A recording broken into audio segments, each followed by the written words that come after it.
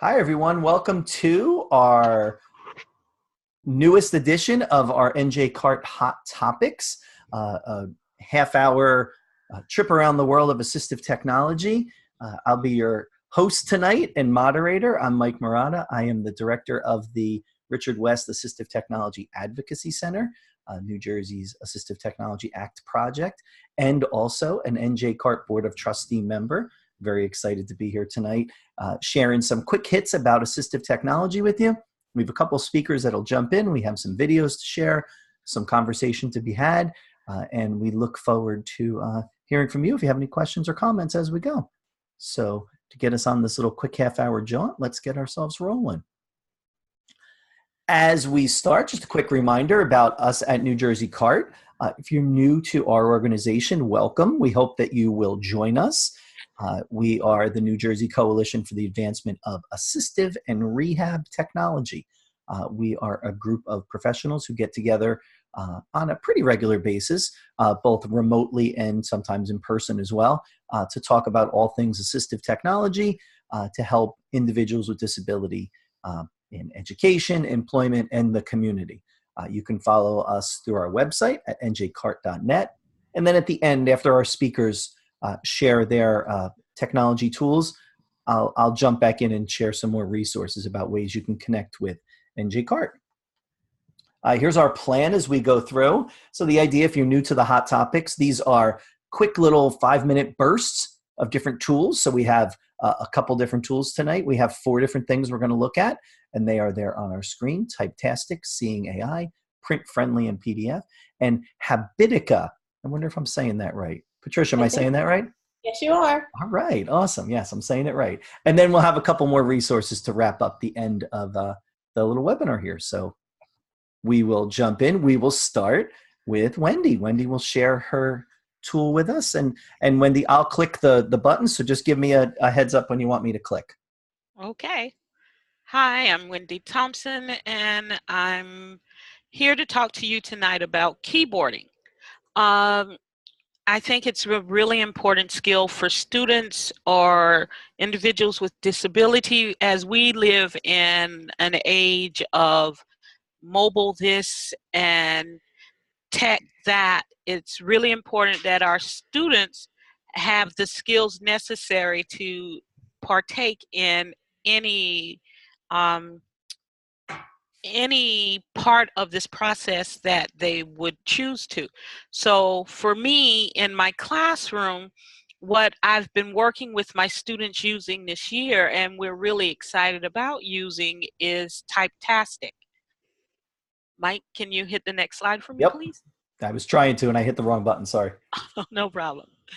Okay, Typetastic is a free online program that allows students to practice keyboarding and touch typing.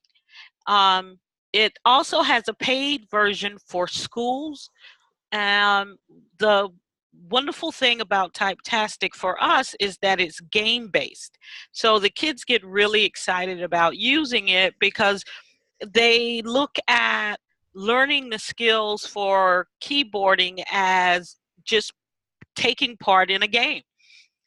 But in that process, I've found that kids have really started to pick up learning the alphabet, knowing their home keys, reaching for keys with the correct finger placement. It's designed for K-5, but can be used by anyone. We have, in my classroom, we actually have a little tech time on Fridays where we go against each other in the different games, and they all try to see if they can type faster than I can. So it's really a fun and motivating way to get the students involved in actually working on keyboarding. It can be used on computers and tablets. It's can actually be done using your phone. So it's really available on so many different platforms. I put in a couple of snippet videos of the students actually using it. We're going to start with one of my students who's a one-handed typist using Typetastic on the Chromebook. Uh, as they're just really starting with learning the home keys and keyboard placement, this activity was very simple with building the keyboard and how to use not just the keys, but the mouse pad. So the kids are getting much better at learning the design of the keyboard and where the keys are placed and how to find them. It's a really short video, but it gives you an idea of how the game is played, and it is all in 6 different parts that goes from learning the keys to actually writing words, typing out words, and it's been a fun activity for us. This student is using the iPad to do the same activity, and it's something that they choose to do on their own. I don't even have to say, oh, wow, why don't you practice your typing? They get excited about it and they ask to do it. So that's been really, I find this to be very motivating for my class. Along with using Typetastic, I've started my students with typing training. Oh, this is longer than I thought it was.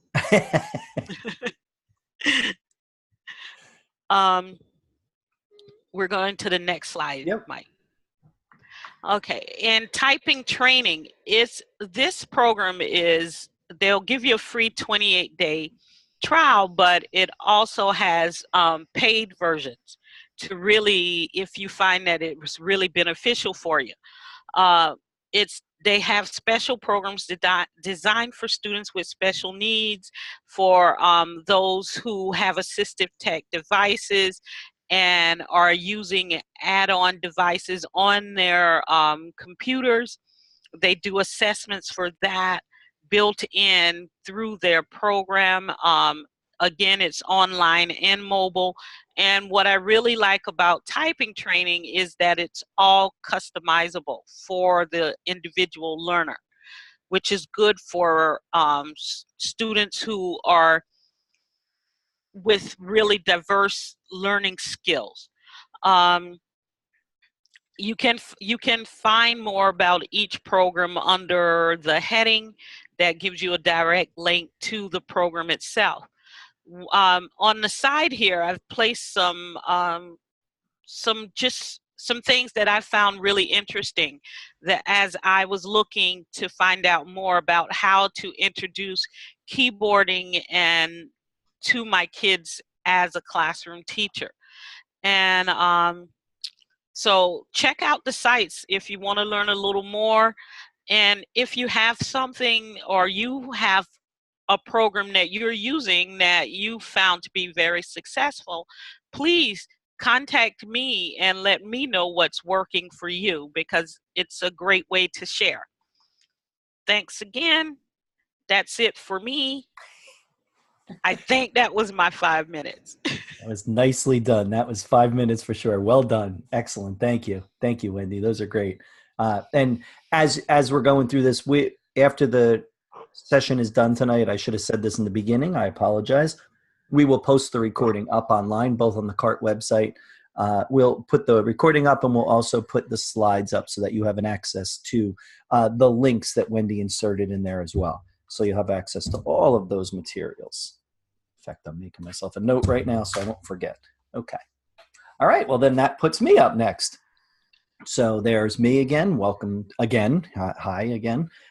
Again, Mike Mirada, the director of the DRNJ Assistive Technology Advocacy Center. The tool that I am going to show tonight is called Seeing AI. So this is an iOS app from Microsoft.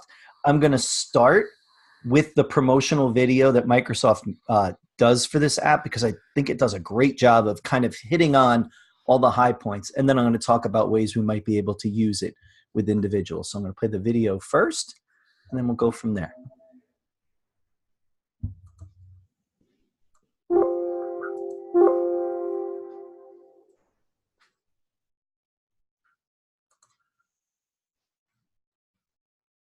Seeing AI is a Microsoft research project for people with visual impairments. The app narrates the world around you by turning the visual world into an audible experience. Point your phone's camera, select a channel, and hear a description. The app recognizes saved friends. Jenny near top right, 3 feet away. Describes the people around you, including their emotions. 28-year-old female wearing glasses looking happy. It reads text out loud as it comes into view, like on an envelope. Ken Lawrence, P.O. Box. Or a room entrance. Conference 2005. Or scan and read documents like books and letters. The app will guide you and recognize the text with its formatting. Top and left edge is not visible. Hold steady. Lease agreement. This agreement. When paying with cash, the app identifies currency bills. $20 US. When looking for something in your pantry or at the store, use the barcode scanner with audio cues to help you find what you want.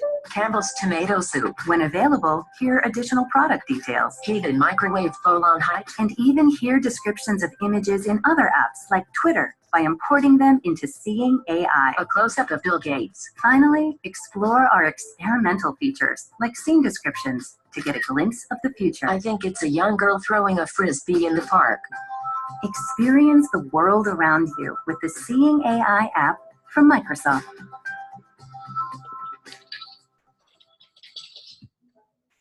Okay, so give us a sense of what that is and how great that tool can be.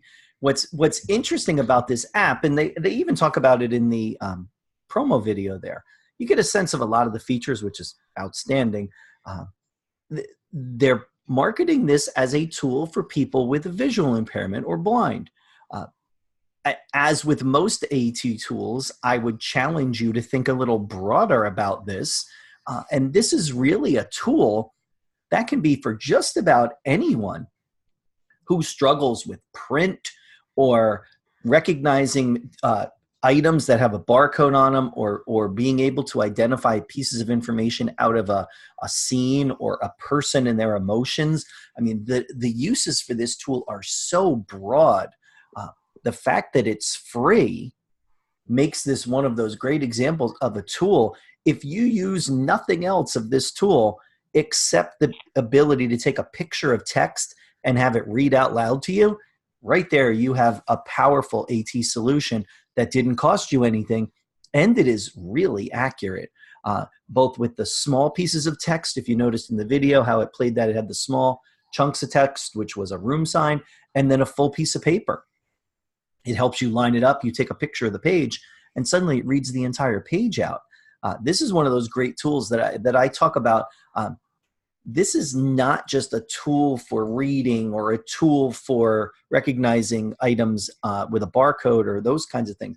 This is a very broad life tool for a lot of people with disabilities. I do a lot of work with individuals with cognitive impairments who need this kind of feedback for information that they can take from the environment. Not only the reading piece, but these other parts that they had there. You saw one of the features was reading currency. This ability to just point this at some paper money and have it announce what kind of denomination that is. That's huge. Or your mail, or moving through a place in the community and reading signs and reading papers that are on the wall and knowing where you have to be. I use this with a lot of people, and I have to admit, very few of them have a visual impairment. I know a lot of people who are struggling to read for whatever reason it might be, for whatever disability type. And so I would check this out. At this point, the tool is only available as an iOS app right now. So if you're on an Android phone, unfortunately, you're not going to have access to a tool like this.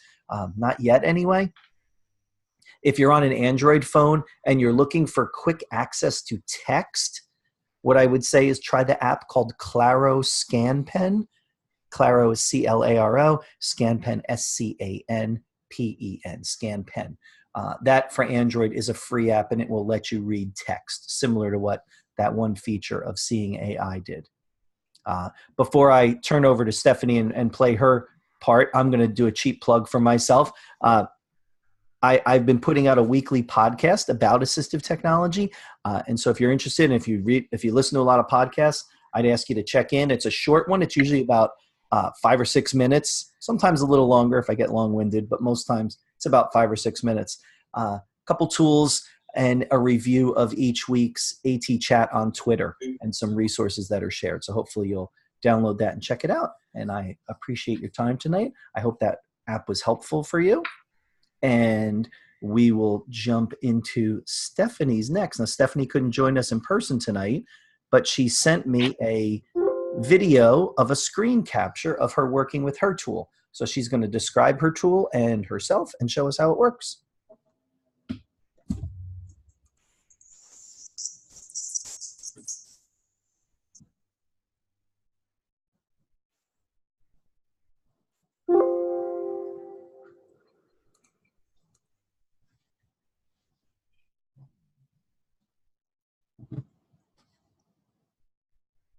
Hi everybody, this is Stephanie Talai and I am the current Vice President of NJCART.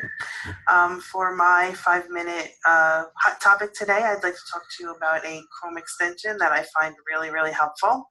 So if you have a website that you'd like to share with your students, right here I have a news article from the BBC, and you can see from the screen that there's a lot of ads and a lot of extra materials here. And maybe you want to get some of that stuff out. I use an extension that's called Print Friendly and PDF.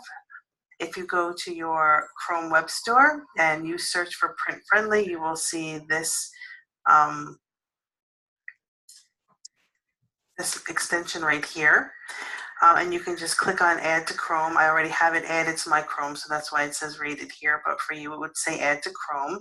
And when you add extensions to Chrome, they show up over here in the upper right-hand corner. And here's the print-friendly one. You can see that it's a green square that has like a printer in it.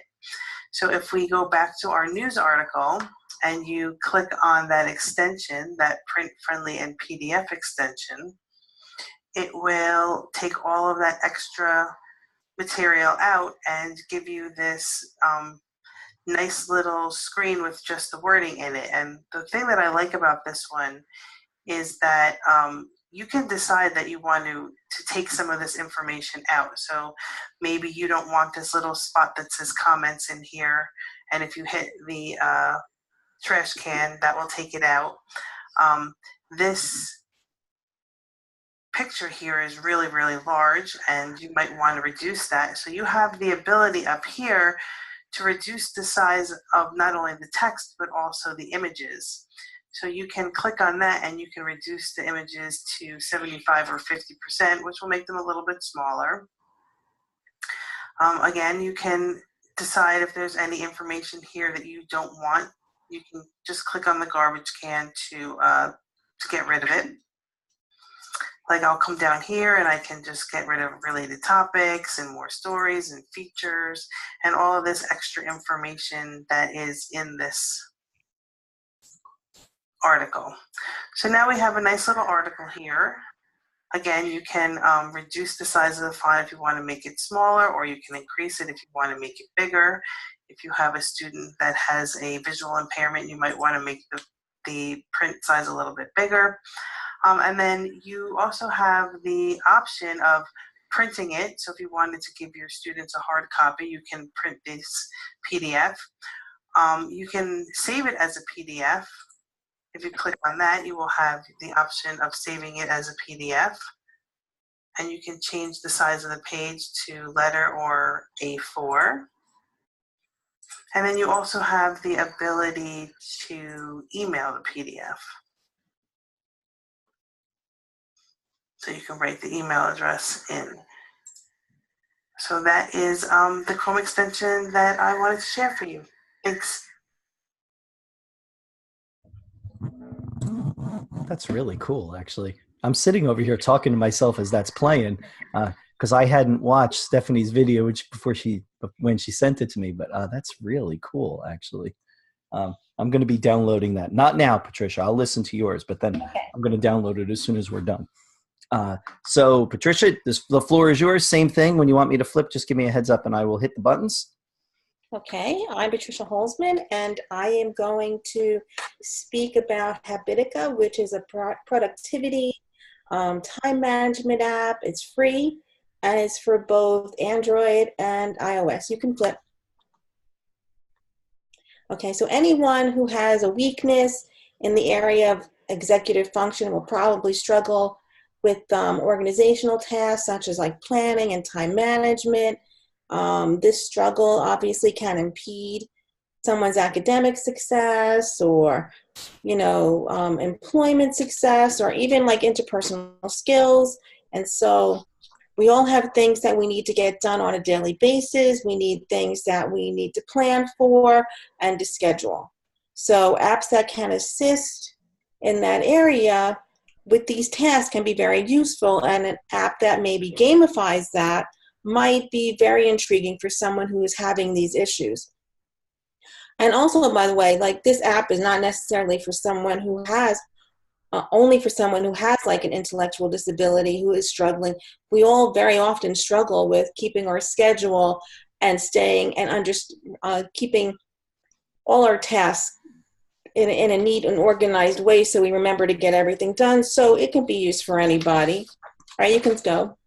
Oh, well, you can stay there. I'll go back. I'm sorry. It's okay. And I just wanted to show that because when you do go on to Habitica, you can create your avatar and it shows you what areas that you really want to work on. So when you do set up your own task, it will actually add some tasks. So if you say that you're looking to exercise, it might put things on there for you like do cardio for 10 minutes. Or if you say that you want to do chores, then it might put up there, wash dishes. You can go to the next one, Mike. So this is a sample of what it will look like when you start Habitica. So you have habits, you have dailies, and you have to-dos. On the habits, I just added some random things on the dailies and also on the to-dos. So you can have things like eat healthy, wash dishes. These are things that you want to do on a regular basis. Then on the dailies are things that you have to do every day. So maybe it is check assignments, maybe it's read for 15 minutes. They added 5 minutes of quiet breathing, so they will add things for you. On the to-dos are things that you have to do in the future. Maybe you have to make a doctor's appointment. Maybe you have to engage in a fun activity, or join a club. So you know what date is it open for joining the clubs at whatever you're part of, whether it's a high school or a college, so you put that in there and you're going to get a notification that these are things that you need to do. When you accomplish one of these tasks, whether it's the habit or the daily or the to-dos, you click on it. If you click on it and you accomplished it, you get experience or you get coins.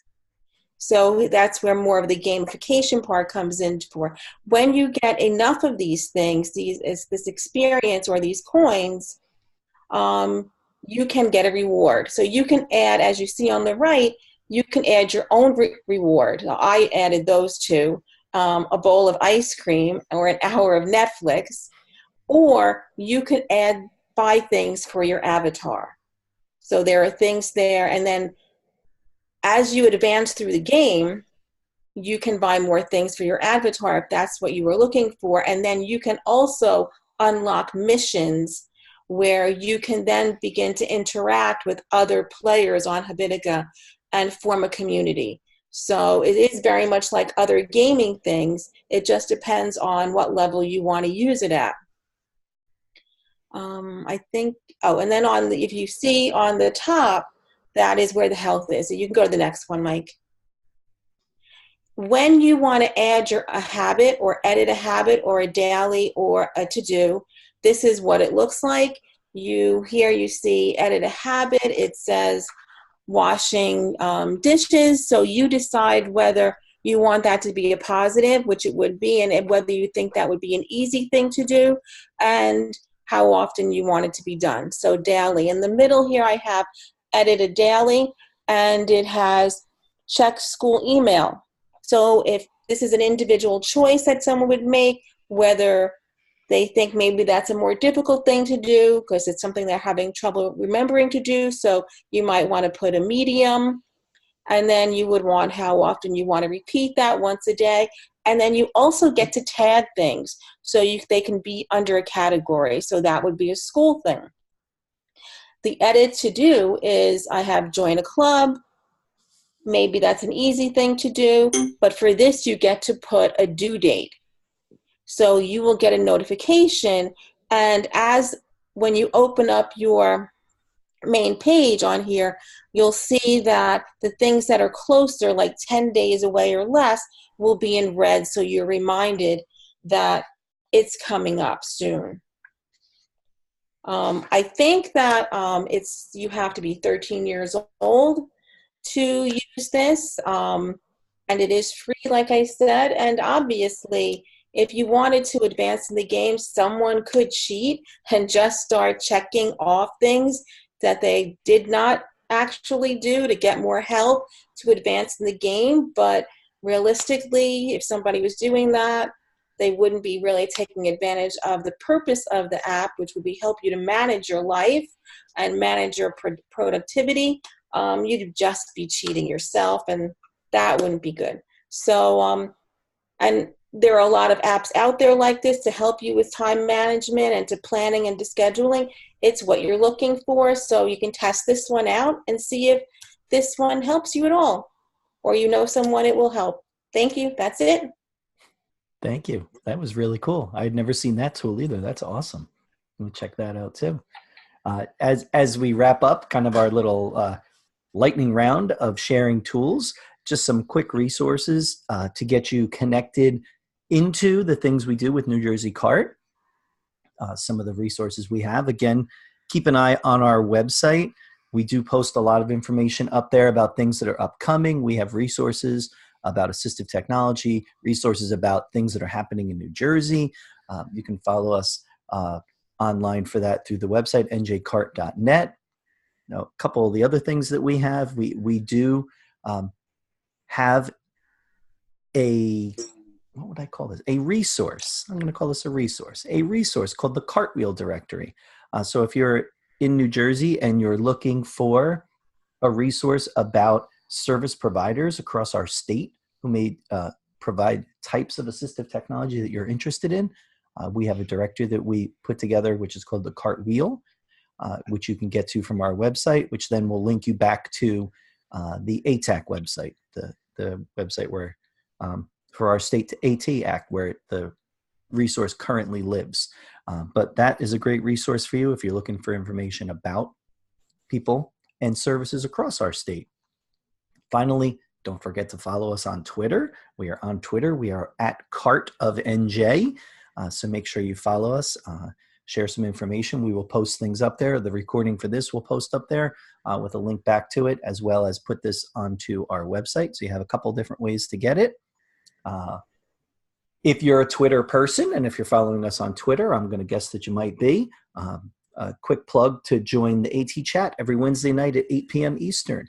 So that's something that I host with Karen Janowski, and we have people from across the country who are interested in AT join in the conversation, and we talk about a whole array of topics. So check that out. Again, look on Twitter. AT chat is the hashtag.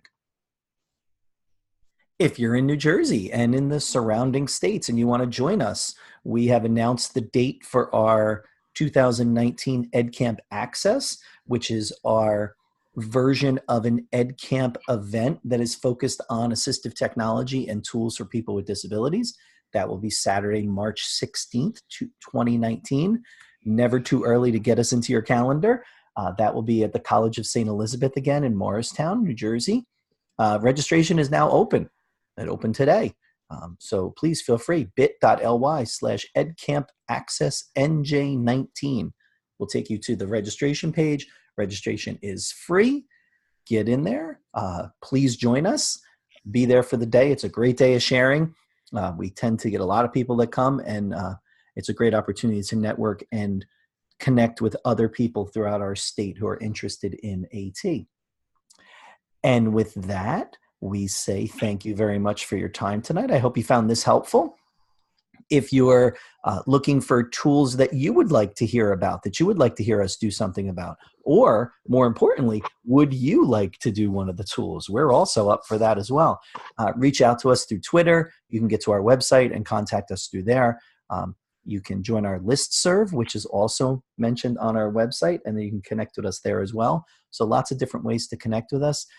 We would love to learn from you, so please consider sharing your information. Again, thank you very much, and we'll see you soon. Thanks. Good night.